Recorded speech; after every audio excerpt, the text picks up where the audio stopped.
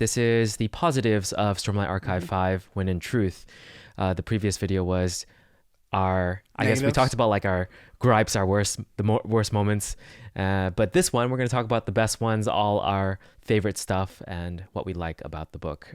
So we can start off with that. Do you have any big things? My favorite stuff about this book is Kaladin and Seth's basically buddy cop rolling into Shinovar, and you learn we didn't even mention Kaladin or Zeth at all. Yeah, like because in the previous... it's so good.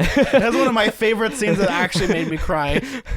Which one? Oh, it's the scene with Null where they he breaks down crying. Oh, gotcha. Where Kaladin and him have a heart to heart, and he realizes he's been a horrible hypocrite this entire time. Even though we had the exact same kind of scene in Edge Dancer, but this is the full realization of what he's done was horribly, horribly wrong. Yeah. But for me, I enjoy that. I love the stuff in Shinovar. I love their culture. I just love Kaladin and Seth and Nightblood's kind of journey. Yeah, I thought Zeth, hearing his backstory and having it pieced together, it just made so much perfect sense. It felt like something we were missing, and then that final puzzle piece just landed, and it's like, oh my gosh, this is his full story. It's so sad in a way. It's tragic because of what's happened to him. All he ever wanted, or all he did in the beginning, was go by his gut. Go by his gut when he needed to. And then he was just being told by everyone what to do, and he was like, okay, I suppose they do have some sort of authority, so let's try our best to follow them and do it in the spirit as well. So he would do things that were ultimately very good, but can be continuously dragged around by not so good forces. Until the very end, when he thought Ashar was an unmade and went all civil war. But even then, he was still doing what he felt was right. Well, yeah. And for me, what I liked about it as well is that for me, what I enjoy. Well, let me think of this 1 second. I had a cough. Yeah. But I just thought after he went through that process, and he listens to his father, and then has the Oath Stone, and from then on he's just this crazy killer, and he's been his soul and heart has been flayed for sure. Well, it's interesting to read this because originally Oathbringer was supposed to be Seth's flashback book, and Dalinar was supposed to be book 5. Oh, really? Yeah. He swapped it. I don't know why he swapped it, but it works, I think, so much better because this is very much his story. I love that this book is a lot about self-sacrifice in many ways, and kind of what does it mean to have a purpose? And I've enjoyed that with the Shinovar culture, as well as kind of him learning to let go in many ways. I agree with you. The whole, he's listening to his gut. He just wants to be a dancer. And then when you get to, there's still instincts with people, because it's the idea of he's repeating the mistakes of what the people eventually do, of leaving Shinovar and going off and kind of expanding, as he subtracts, he does all this stuff. Yeah. And I think that the most heartbreaking stuff is all the people he's facing are people that he's built genuine connections with, that he has to now kill and get rid of. He has to get rid of his sister, he has to get rid of his father, he has to get rid of so many of these people. And it's kind of it's literally the journey beats the destination in many ways. But yeah, no, I loved all those little things, and I did like the twist with Ashar being an unmade rather than having just it being an unmade, because then you have the same thing that happened with Venli with the corrupted spread, and being yeah, we'll just do this. We'll Darth Vader you again. But it isn't like that, and I find it the idea of letting go, especially at the end where they all let go. Even Nightblood's yeah, I'm gonna stop eating you guys now. Yeah. I thought that was a great moment for sure. But for stories like this, where after we learn about it, if we ever go back and read the first book or any of the previous books, and we see Zeth's character, then it changes everything, right? From the perspective, it's he clearly does not want to do any of this, but he's forced to, because he feels like he did something terribly wrong, and he was mistaken about the unmade or whatever. He just wants to listen to his father, and just wants to listen in general, so that he doesn't have to do more wrong things. And I thought that sort of message and story for him was important, especially that moment when he achieved the 5th oath. And then lets go. Then he lets go of Ox, and is yeah, I don't need you. You served your purpose, and you served your purpose, and we're good. Yeah. It was a good moment for him because like him saying he's the law, like he's gonna follow what he believes from then on. Which I like that he also skips a bunch of oaths. Yeah, I think he skipped one. He skipped one oath. Yeah, but in the end, it doesn't matter because it's how you achieve if you truly believe in the thing. Yeah, exactly. It's like not the secret, but it's like positive reinforcement. Like I am the law because I am my own individual. Mm-hmm. And in the end, he loses his arm, and he's like, you know what? That's fine. That's the only thing that happens. Then I can walk away with this feeling like a much better person. Yeah. And then in the end, we find out that he's married. He gets married. He has a life. Wait, did I miss something? Yeah, it's the Wind and Truth. The person that's writing Wind and Truth is his wife. Oh. They met when they bought the cart to take all the swords and nail, and then he helped. I guess he went back, asked her to help him bury Kaladin. And I guess they fell in love because it's 6 years later. And like I think it's like the last epigraph in that where she says, now my husband Seth, like he's married. Holy crap! I need to go yeah, back. See, How did I miss that? There's also this thing with Shalon. She's pregnant. Did you catch that one? I did not catch that either. Yeah, she's pregnant. What did I miss? Well, this is strange. It was okay. Yeah, I need to. It's all, but then again, by the end of the book, you're just plowing through it to get through with it. I think when I do my reread and taking my time and not reading it in like 3 days, I'm like, and it's much more enjoyable experience of catching the little details. But yeah, he gets married at the end. No, not at the end, but later on in the future. Yeah, I mean, I'm sure he's gonna still be important considering he's carrying Nightblood. Well, I also think now Nightblood can grant surges, so he's still a surge binder. Oh, yeah. That's awesome. So there's a lot of things that we still have. But for me, the most important thing about those things is I like Kaladin's journey in this and kind of how he hasn't taken a 180 turn, but he's turned a corner and he's dealing with problems, not with dealing it with a sword. He's going the surgeon path rather than the warrior path, which I inevitably really enjoy, especially his...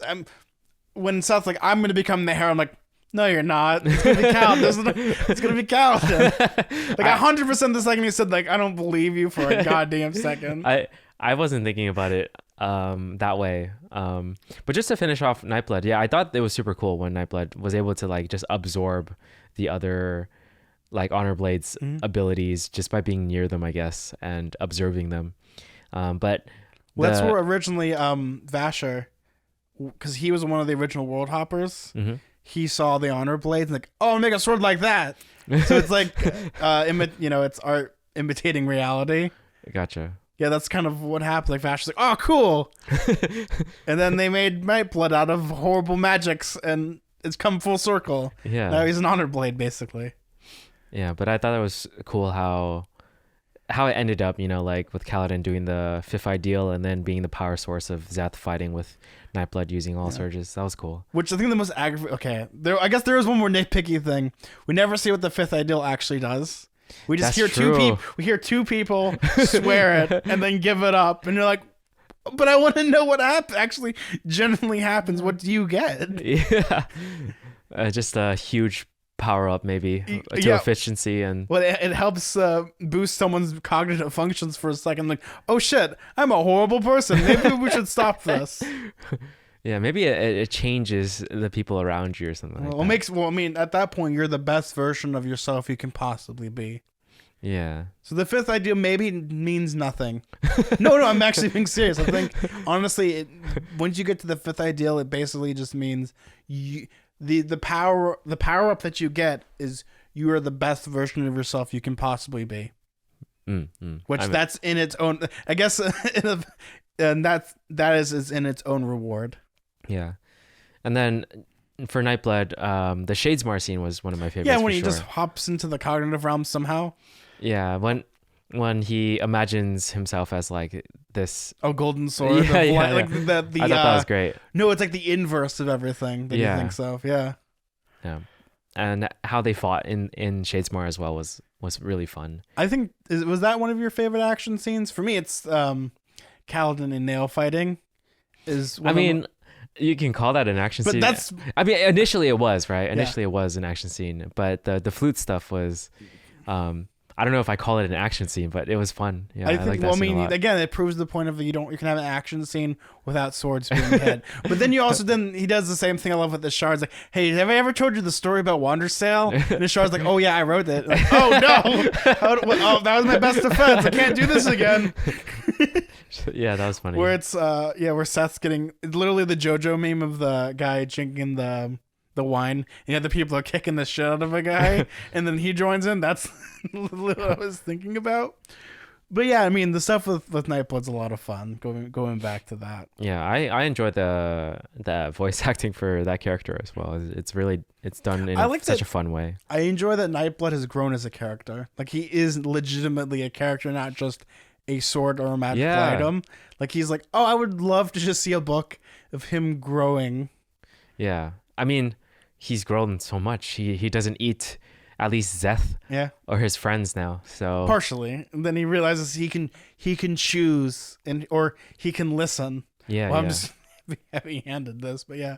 So that probably means that the only wielder of Nightblood is what Nightblood considers a friend. Because there's no more Stormlight. So well, no, he eats investiture, so he doesn't need Stormlight. You can eat breaths. You can eat everything else. But he's on Roshar, so I'm assuming the only person who would be able to wield him is Zeth. Yeah. So I think that's so cool, like how their story arc. Well, it's also interesting because it's the debate of Nightblood was made. His primary thing is to destroy evil. The problem though is evil is so ambiguous. It's like, I could be good, and that person over there is evil, and then he's holding me. That guy's evil, but I'm good. Yeah. But now it's the ability to him to differentiate what is evil and what is good, which I find to be interesting. Or at least to be able to differentiate what is a friend and what isn't. Well, and that's the fun thing about it is you take something ambiguous and now that it has its own sentience, let it decide and it can grow. It's kind of like the Spren. They can do their own things too. True. Now, what did you feel about Kaladin becoming a herald? I liked it. I thought that it sort of made sense. Like, Kaladin just felt like this otherworldly character from pretty much the beginning. Like, he's the first one that we know of that got like Stormlight abilities and surviving the storm wall when he was hanging the first time. Mm-hmm. Like, way back then, he just seemed like this figure that was already heading towards like this mythological status, right? Yeah. So I feel like him becoming a herald just completes that, For me, I really do enjoy it. I think, well, I said originally when I'm thinking about it before, Ishar's like, oh yeah, I can just put your minds in like Florida. I don't like the idea of him doing all this stuff and accomplishing so much to end up being tortured and then losing his mind. Compared to now, where it's a much better version of the deal, which they should have done originally. Yeah, but I guess they didn't have time to like think about it thoroughly. I feel like did they not have time? I guess if you watch the scene, like they were out of options, and they didn't. Well, they also got tricked. They didn't realize what would happen with the Oath Pact of them being horribly tortured. Because Tanavas is like, I have this thing that I can do, but it's going to be horrible. Yeah, I don't really recall exactly what Tanavas said. All I know is that sometimes during those scenes, I was like, is this guy actually even a good god at all? Like, well, that's the ethical dilemma with Tanavas and why I think he's an interesting character. Yeah, I just felt like he was very bad at being honorable. Yeah, I don't know. There's just so many. He went against his name so hard so many times. Yeah. I don't know. But I'm glad that they have changed the Oath Pact somehow. I still feel like the rules are a little bit like ambiguous sometimes, but I still like the fact that he became a herald and that is now helping all the heralds that are. I think for me the ending gets me because Ton forgives them all. Yeah, and that's like for me it's like the most nice thing ever. It's like, hey guys, I forgive you for like leaving me here to die basically or be horribly tortured, but I get it. Yeah. And now we get to see him in the next back half because we're going to get Herald flashback chapters. Yeah. So they are going to come back in some way, shape, or form. Yeah. This might have been a negative in a way, but missing Town's battle scene was very. I felt kind of like, why did we not get to see it? But at the same time, it's fine. Like, it leaves an air of mystery. And him as a character is very, very interesting. It just makes his character even more interesting that he's able to do that. So I'm glad they actually used him. Yeah, no, there's. I mean, that seems like blink if you miss it. Like, yeah, we found his corpse and the corpse of his friend. Like, oh, what the hell happened here? Did I miss something? But I mean, it makes sense in those little chapters. Yeah. But it's like it doesn't. In the end, it doesn't matter. He was the one that didn't break, and he was the one that's like, I'm gonna, because when you're first introduced to him in the prelude, what he's known for is. Basically dying from doing impossible things. Right. And he did an impossible thing. True. Like, that's kind of that's in his character to basically hold a path that he knows he's going to die at because he's been doing it as a herald every time. That's true. That's a good point. That's why he died originally. Yeah. Because he held like an impossible path and he was the only one that died. Yeah. That's a good point. Yeah. I totally missed that like parallel. But well, I think about this stuff way too much. I don't know. I know this, but I don't know how to file taxes. So like, it's a give and take. I mean, since we're talking about Town, which we can talk about like Adolin, since Oh yeah. They were in the same place, and I very much enjoyed Adolin's story, primarily probably because I like him as a character a lot. Oh yeah, he's like one of my favorite characters, like no doubt, and. My favorite parts, I realized this, I think, after reading the book for like after a week or something. My favorite things about Adolin is his interactions with Kaladin and Shallan. Yeah. Like, I think actually anyone, like even Dalinar, like I think Adolin's interactions with the main characters make really, really good scenes.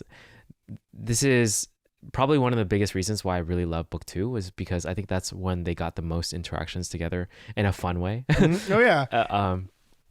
So him not being able to be with the others that much just in the beginning was a little sad, but I think he probably boosted every other character, like Yanagon, and there's this, I forgot his name, the captain that was ignored by Dalinar all the time. Oh yeah.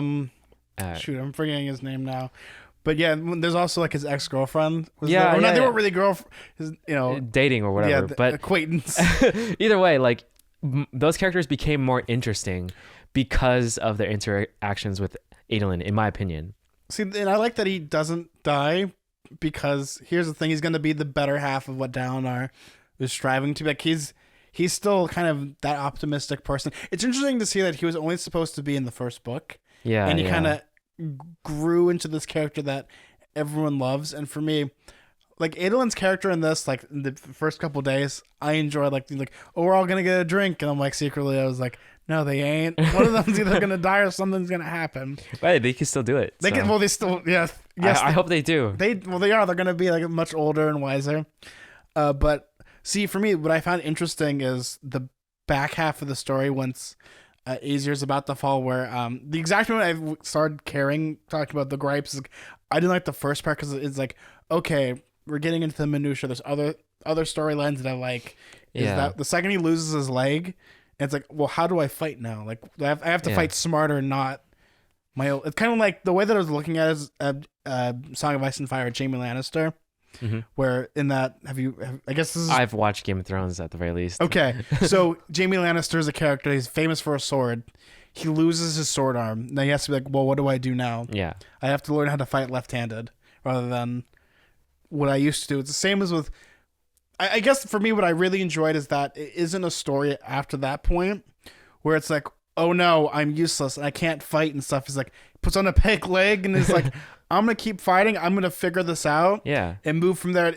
I like that it isn't like a sicklet or like disability, like, oh, woe is me. Like, I have some friends that are, amputees and people that like have missed limbs. And like, if I showed them the scenes, they'd be like, yeah, it's like you pick yourself back up and you don't let it define you. It's just a part of you. And I like that. For me, what I enjoyed about Adolin's is he's even with that happening, he's still optimistic. Like, okay, we have a new plan. if we get into the throne room, we technically win on a legal technicality. And I love that. I love that he also fights with a candelabra. And at the end with the stuff with May, with Maya, is some of my favorite stuff. It's like, well, I'll be back. And they come back, and then like he was so nice to the Forgotten, because Maya is a Deadeye. Yeah, she's a Deadeye edge dancer, Spren. He's an exemplary of what edge dancers are, but he's basically doing all the oaths without being an edge dancer. And I like that. Gotcha. He's the one character that's normal, like he doesn't have Stormlight, and he's like fighting these superhuman things. Yeah, and winning and coming up with clever solutions. Yeah. I'm glad that he won. I'm glad that he doesn't become a Radiant. Yeah, well, at first I wanted him to become a Radiant, but like the more the book went on, the more I was like, he's kind of like paving his own path, and that's even cooler, you know? Because you're not defined by magical powers. A person could be super duper cool and not having to like shoot lightning out of his hand, or like he uses his brains. Like when he defeats the Thunderclass, it's all because he came up with an interesting idea to destroy it, rather than I think how Yasna or one of the people in Oathbringer destroyed their Thunderclass. Right. It's like, oh, it's more interesting. True. And dealing with limited resources. I guess that's the other thing with like the Shattered Plains. Like most of their stories, we're running out of Stormlight. We're running out of Stormlight. Oh, we're out. Yeah. That's another reason why I thought the Aesir stuff was so much more interesting than all the other plots that weren't the Kaladin, Zeth, and the Vision Quest, that stuff that you mentioned. Like those three, Yasna's, Aesir, and Shattered Plains. Aesir is easily the best in my opinion, because of the fact that they set it up in such a unique way that I personally have never really thought about, or like the battle sequence, the dome, and all that stuff. It's because like, they're coming from one point. It's like I don't think, have you ever read World War Z? Not in the movie, but one of the premise of it is like there's a zombie war and people are telling stories. I've watched the movie, but it's so in the book there's like an army ranger. The audiobook's great because I think it's Mark Hamill, but it's like they're killing zombies, and it's like they're coming from one point, and the end of the story is we ran out of bullets because they just kept coming. Like what do we do in the situation? Like we're winning, but not, because we'll just run out of bullets eventually. Right. So you have to have some creative way to deal with it. But it's kind of the same thing. They're coming from a fixed point, and we can have all the fortifications, but eventually they're gonna come through. I mean, that's kind of the thing with like Stormlight Archive is it's supposed to be the sprawling war epic. You can't really have that without some fighting. I guess that's kind of where Eilyn's portions are. This is the real big fighting. This is the humans, whereas Sigil's more like the superhumans, like this equivalent of like the Jedi. Yeah. Like, I guess it's I think it makes it more interesting though, that it's like normal, or more or less normal people, where there's only two shard bearers. And the one scene where Adolin cut down and went straight to the other shard bearer when they were in trouble. That was like a great scene as well. Like there were so many things in the dome that made it an interesting experience and an interesting fight experience, sort of like almost back to like the first book in some ways. Yeah, which I kind of like was missing at that point. Is like I miss when there wasn't any surge binders and things, were just fighting plateau to plateau, bridges and all that stuff. It's like army tactics, and it felt more cool that way to me. For the Shattered Plains stuff, it was like you said, like it was like talking about Stormlight all the time, and like you can still fight without it. It's not like, but the problem though is the things that are there.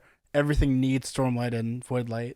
Yeah, but also I did like the Sigil's part where he introduced a strategy of like having distractions. Oh yeah, that's kind of like you make breaking points because you know that one of them will fall, but you can predict that, you know, when it's going to fall. I like that aspect of it. I thought that was more in line and similar to the Aesir stuff. Well, now, and now I'm interested to see what's going to happen with Aesir in the next 15 years.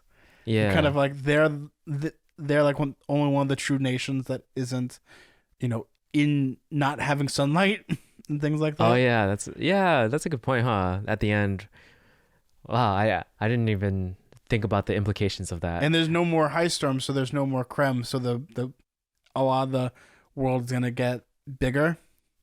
Oh, interesting. Yeah, lots of big changes.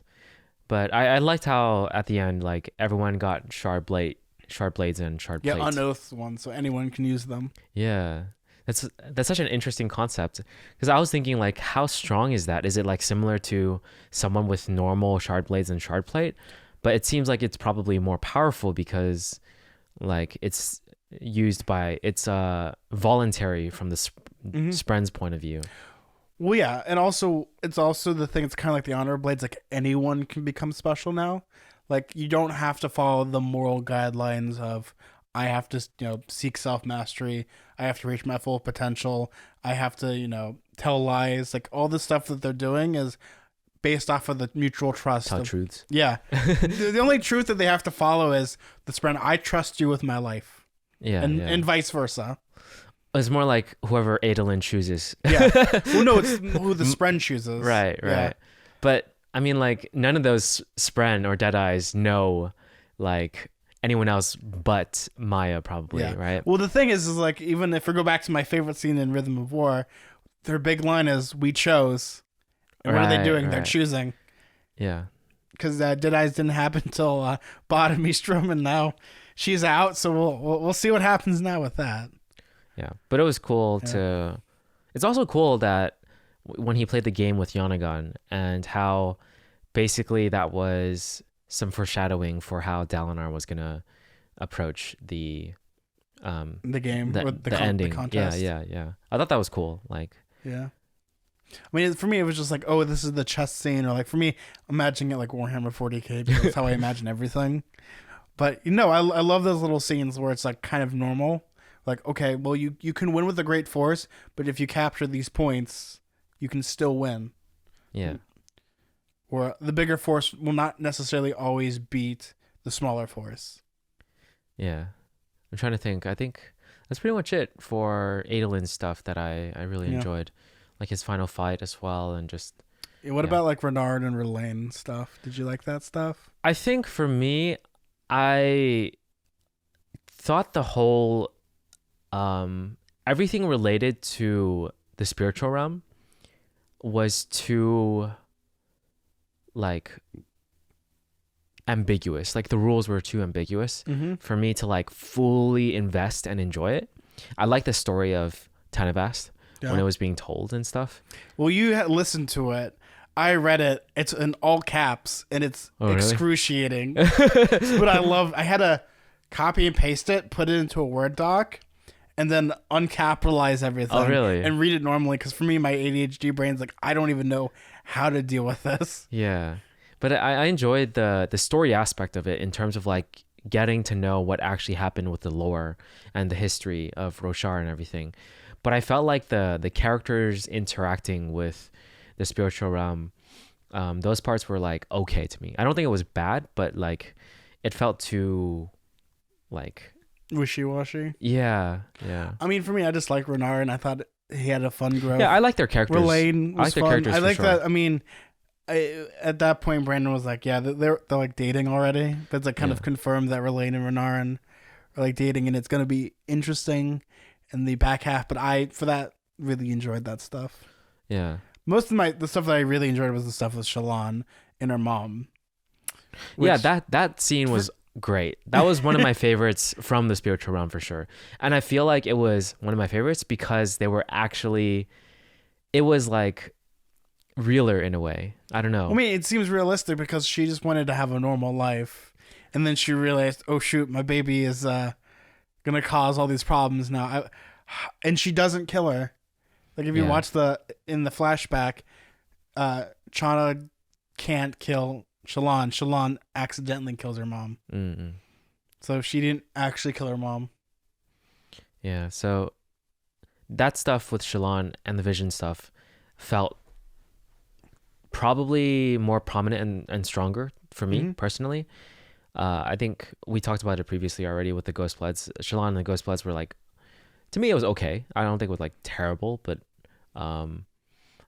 for the Relaine and Renard and stuff, it didn't feel like they had quite enough. Because it felt like it was mixed in with every other story. Well, I mean, that's just one of those that was kind of just put in because there's so many different stories, and then there's the there's the little chapters in between each section, and then you have like you have more than like an A, B, C, D, E. I think they're like the G or F storyline, where it's like some things Exactly. kind of like Exactly. left on the like. I like that stuff because I like Renarin is one of my favorite characters, but at the same time, it's hard to pay attention when there's global stakes, and it's like, oh, maybe we should like kiss or something, and I'm like, Yeah. oh, we can talk about this a little bit, Renarin, but let's figure this out now. It's like the world's falling apart. Yeah. I think for me, honestly, I feel like I'm okay with it. I'm okay with everything. Yeah. Regarding their story, like I thought it was cool and it's nice. Well, I like that we used to see the stuff with like Relaine, right? Where it's like, well, I gotta abandon my people, but at the same time, Like nobody misses him. Like they do miss them. They miss them, kinda. Like nobody was like, oh, don't go. You Yeah. know? Yeah. I thought that was sad. And you kind of figure out why he kind of went to Bridge 4. Right. Yeah. Yeah. To me, all of it I consider like good, but like Mhm. not amazing. You know, like there's Well, most of the amazing stuff comes at the end with, I think, the stuff with Dalinar and Navani. Some of my favorite stuff. yeah. I think the whole quest with Mishram too was kind of like confusing because it was just like, you know, what's the goal? Like you want to find the prison, but like at that point, what do you want to do with that? Well, they're not really they're like stumbling until they accidentally find it. Yeah. But like if there were clearer stakes to it, I think it would have been more interesting. Yeah, no, I Um, agree. Um, yeah. And then Yep. you get to like Dalinar stuff where I love that stuff with Dalinar where he's going through like the Vision Quest and you're seeing all the lore. Like you get to see like the Oath Pact being formed. You get to see how shards interact with each other. You get to see cultivation and all the stuff with Tanavas. I really enjoyed that stuff. But when you get to the contest, for me, I think that's like the highlight of what Stormlight is at Mhm. times. It's like Dalinar sacrificing himself and like giving up the power because his overall plan is, I can't win this, but I'm going to make sure that everyone in the universe knows that you exist, Mhm. so you don't have time to plan. Mm. As a military person, that's interesting to me. Where it's it's like the ends justify the means, but also it's like I don't want to become the Blackthorn again. But in the end, Dalinar becomes the first retribution spread. Mhm. So that's funny to me. But I enjoy that stuff. I enjoyed all the Vision Quest stuff. Nice. Yeah. I think my favorite is when they got out. Oh, your favorite was when they got out. I don't know, for some reason the Vision Quest stuff didn't strike me as like stuff that I would consider my favorite.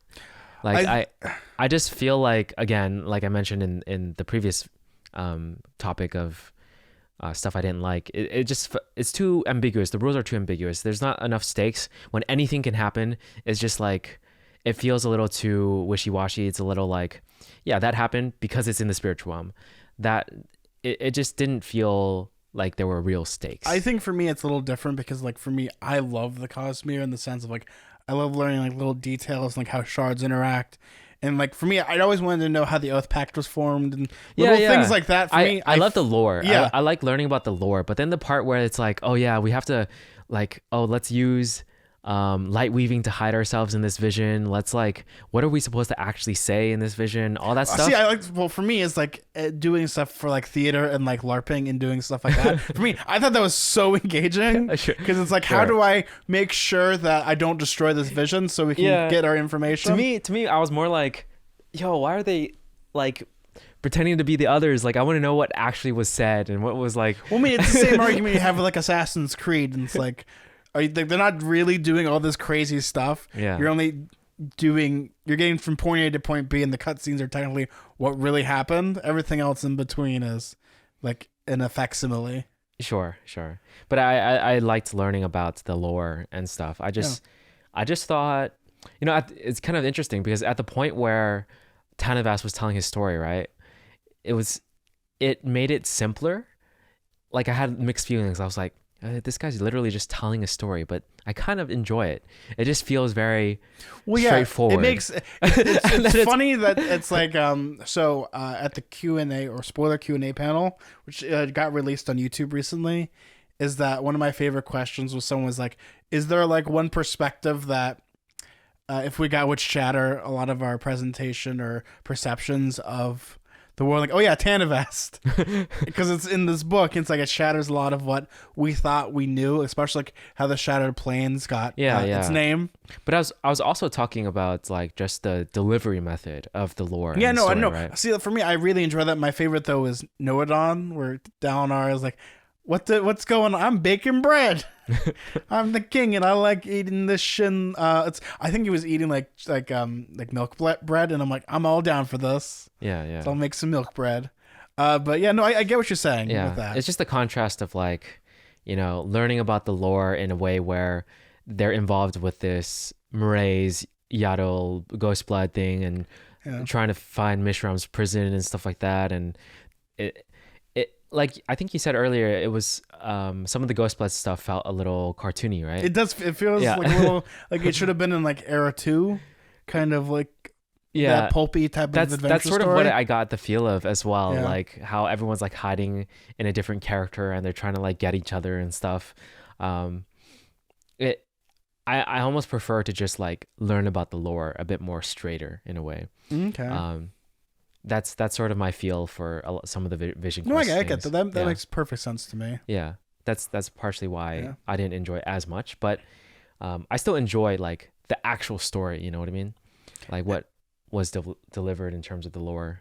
Yeah, no, especially like for me, the ending with like, ODM and Honor becoming Retribution for me is more scare than anything I thought of. Yeah, I didn't see that coming. I think that ending was surprising and it made me feel like glad because I didn't want like a very expected like and then like okay we stop fighting and then because even in the thing even if we did that they would find a way to like cause another war to happen. So I very much enjoyed when like Dalinar became Honor and like renounced it and stuff and basically broke the contract, and I thought it was a good conclusion. Like it fit his character a lot. It fit like the journey of the Vision Quest stuff to that point as well.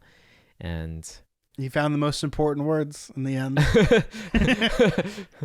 Yeah, which is funny because it's ironic because the beginning is the stuff with Gavilar, and 100% of everything he talked about happens in this book. Like, this is my plan. I'm going to remake the Oath Pact, and we're going to use Void Light and all this stuff. And like at the end, the Oath Pact gets remade, and they start Void Light's now the main source of energy. And like, oh no, this is horrible. If you weren't such a douche, you'd have had the exact same result. Yeah. The Stormfather was an interesting character though. I think I forgot to mention him in like I think right now I feel like neutral, more or less neutral, but a little bit towards the negative side. See, I feel pity. That's like I feel sad for him, but at the same time a lot of these problems are kind of caused by him. But it's also like when he was lying the whole time. Yeah. Like when we discover he's able to lie and all that stuff in the beginning. It changes the whole perspective. I remember it changes everything. Well, here's the thing. This is what happened, right? Is Brandon released those chapters like 2 or 3 years ago, like during the Secret Projects, and I read it or listened to it, and then I went back and read the entire series again because like, well, that fundamental thing of him lying changes everything that I know about the story and every interaction that you've ever had. Now that you know that he's capable of lying, what else has he lied about? And we find out he's lied about quite a lot of things. Yeah, he's acted like a dumbass for the longest time, if that's the case, and that's what I don't like about it. That's what I like. That's why I feel pity for him, is because he's trying to do in his own best interest, but at the same time, if he was honest, things would have been so much better. Exactly. I don't like that aspect of it. Sorry, we got into a negative. My bad. No, I think that's a positive too. Because it's an interesting dynamic because you see this figure, like he's literally the Stormfather, like he goes with the High Storm, but you find out that he's a big old hypocrite, and he's that's the thing that I should say that I really enjoy about the Stormlight Archive and just the Cosmere in general is a lot of the gods in this are very infallible. That's why I really like this. Like, seems like with Greek mythology is that they're all big hypocrites, or they're not really God with a capital G. They all have their own problems because they used to be people that were influenced by these intents. Yeah.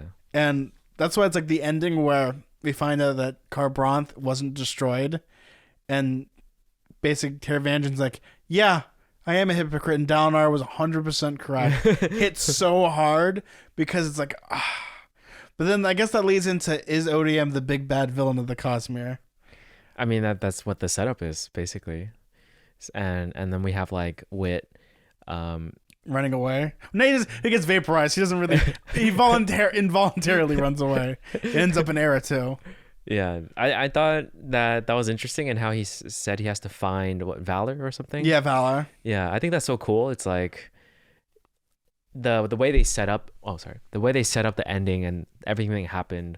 It's definitely getting me excited for the future, and I think the ending was probably one of the strongest stuff. Well, it keeps you wondering what's going to happen because again, the next Stormlight book is in 2031, according to really? the State of Sanderson came out. That's like the earliest we're getting it. It's 8 years instead of 10. Yeah. Yay. When he starts writing it, but yeah, it's like the implication. I feel like when I got to the ending and it said this is the first arc complete, I think we're at literally the halfway point of the Cosmere, and kind of like we've gotten through a lot of the traditional fantasy stuff now. Now we're heading towards. It feels weird. Like when I finished the book, I had a very cathartic experience because I've devoted, at least at this point, 12 years of my life to kind of reading these books and falling in love with them. It's like I felt like I was growing up. Like this is the cornerstone of like I'm at the halfway point. Mm-hmm. Like I'll be, by the time Stormlight ends, I'll be 60. I'm 30 right now, so almost 30. So it's like a good portion of my life. It's gonna be 30 years to write all 5 books.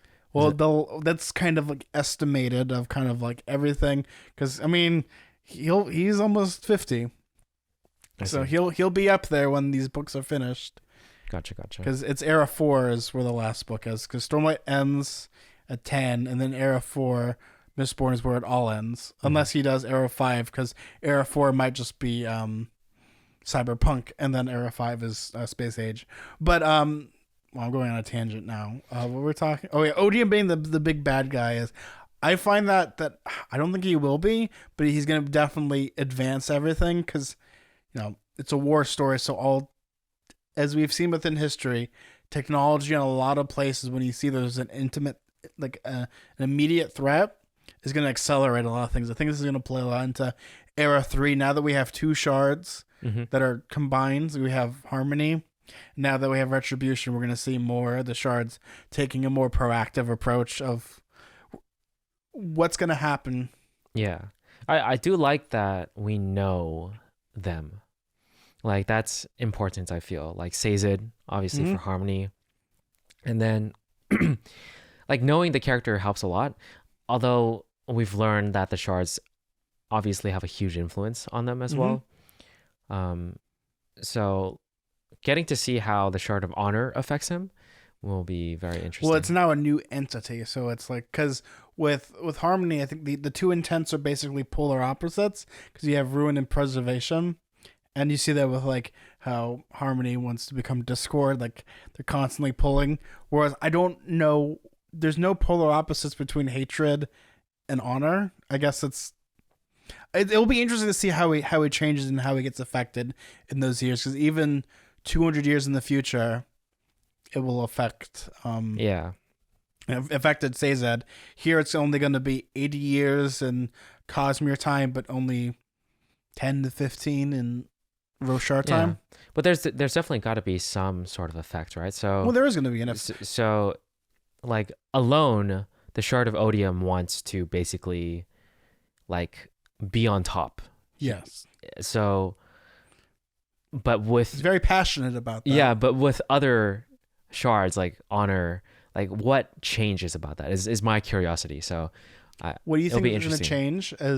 Well, I think there's an interesting dynamic here. Is going into literally the last sentence, he knows that he's a hypocrite and he has all these problems, compared to Sazed, who gave up everything and fixed the world. Here, Odium, or I guess Retribution at this point, has made things a lot worse.